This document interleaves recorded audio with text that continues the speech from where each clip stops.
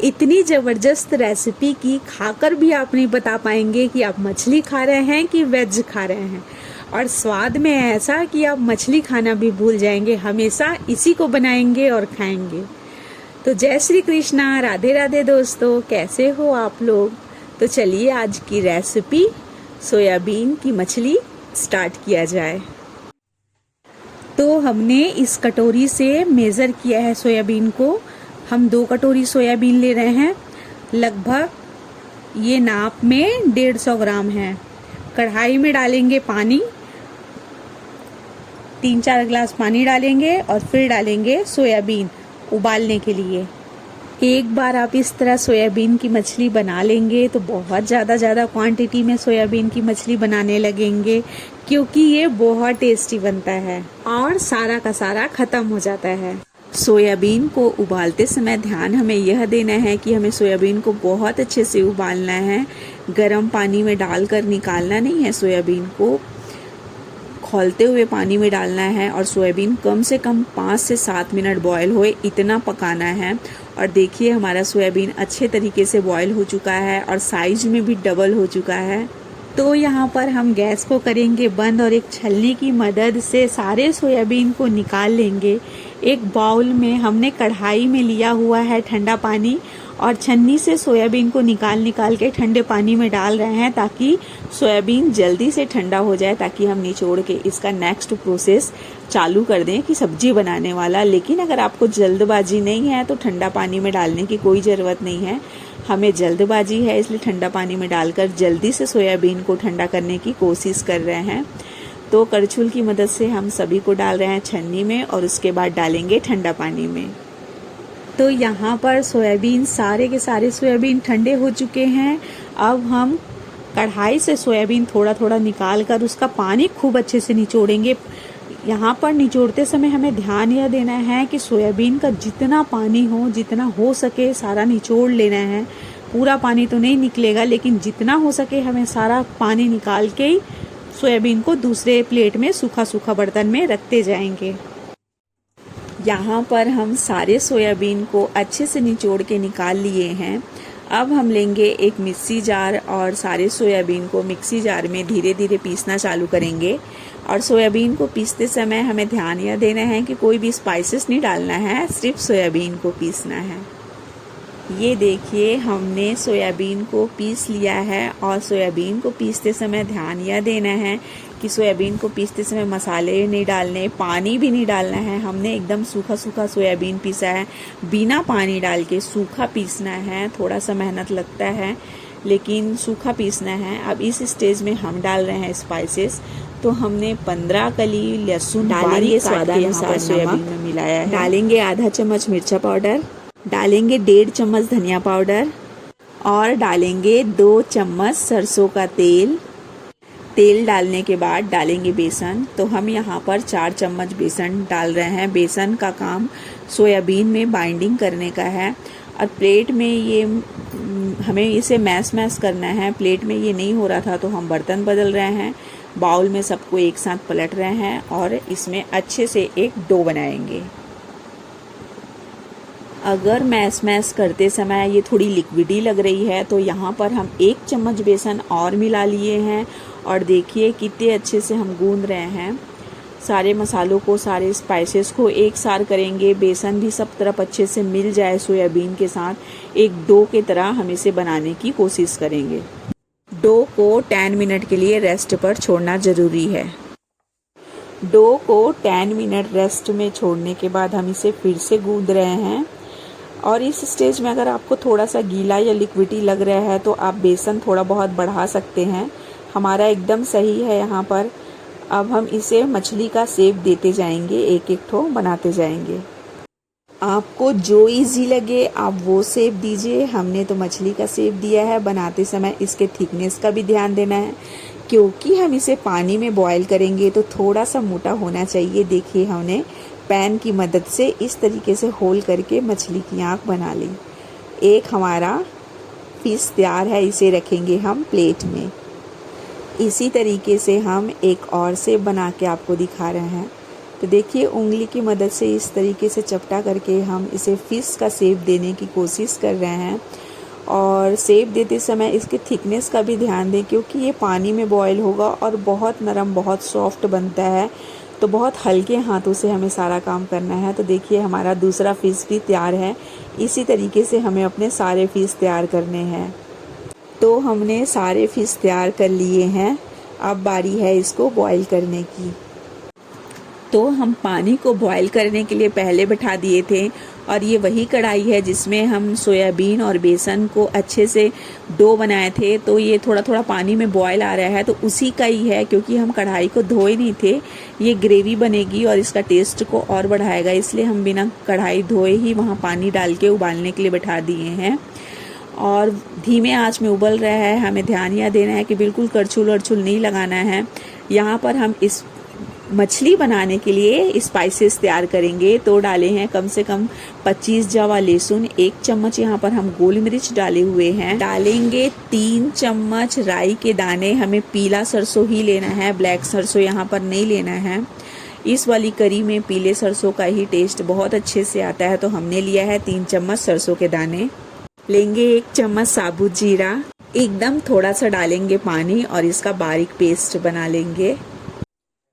तो हमने मसाले पीस कर तैयार कर लिए हैं। तो हमारी मछली कैसी है हम खोल के देखेंगे। देखिए हम जब डाले थे तो ये पानी के नीचे सब बैठ गया था, अब सारे के सारे पानी में ऊपर तैर रहे हैं। का मतलब ये है कि हमारा सोयाबीन की बड़ी एकदम अच्छे से पक चुकी है। इसे एकदम हल्के हाथों से हम दूसरे बर्तन में डालेंगे, क्योंकि ये अभी बहुत सॉफ्ट है, आप देख सकते हो। एकदम हल्के हाथों से इसे हम प्लेट में एक एक करके निकालते जाएंगे। एक कढ़ाई में मतलब स्पेस कम था, तो हम दूसरे साइड पतीला में उबालने के लिए हमारी सोयाबीन की मछली इस समय बहुत सॉफ्ट है, तो हमें सारा कुछ बहुत हल्के हाथों से करना है।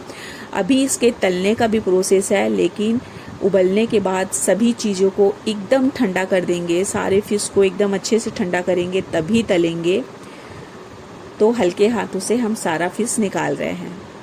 कढ़ाई में जगह कम होने के वजह से हम दूसरे बर्तन में भी कुछ फिश डाल दिए थे, वो भी हो चुका है। जब ये कच्चा रहता है तो पानी में नीचे बैठ जाता है, और जब ये पक जाता है तो ऊपर ऊपर तैरने लगता है। तो देखिए हम हल्के हाथों से इस तरीके से निकाल निकाल के प्लेट में इकट्ठा कर रहे हैं। अब बारी है सभी को बहुत अच्छे तरीके से ठंडा करने की, उसके बाद ही हम आगे नेक्स्ट प्रोसेस तलने का स्टार्ट करेंगे। तो ये हमारी सारी फिशेस उबल चुकी हैं। तो हमारी सोयाबीन की फिश एकदम ठंडी हो गई है। अब बारी है तलने की। तो कढ़ाई में डालेंगे कच्ची घनी सरसों का तेल। तलते समय हमें ध्यान यह देना है कि सारे पीसों को एक दूसरे से दूर दूर तलना है, और एक ही बार में ढेर सारे नहीं डाल देने, क्योंकि बहुत मुलायम है इस समय और बहुत सॉफ्ट है, इसलिए दूर दूर रखेंगे। और कढ़ाई में स्पेस भी होना चाहिए पलटने पलटने के लिए, तो बहुत ज़्यादा यहाँ पर कढ़ाई में नहीं भर देना है। एक साइड का जब पक जाए तो छोटे चम्मच से धीरे धीरे हमें इसे पलटना है, और दूसरा साइड भी हमें पकाना है। तो देखिए हल्के हाथों से सारा काम करना है, क्योंकि इस समय हमारे सारे पीस बहुत सॉफ्ट हैं। तो इस तरीके से हमने दूसरा साइड भी तलने को डाल दिया है। एक घान की मछली हम तल कर निकाल चुके हैं, दूसरा घान डाल रहे हैं। डालते समय फिर से यही बोलेंगे कि दोनों मछलियों के बीच में गैप होना चाहिए, नहीं तो हमारे पीस टूट जाएंगे, बहुत सॉफ्ट हैं। तो गैप बना के हल्के हाथों से हमने डाला है इस तरीके से।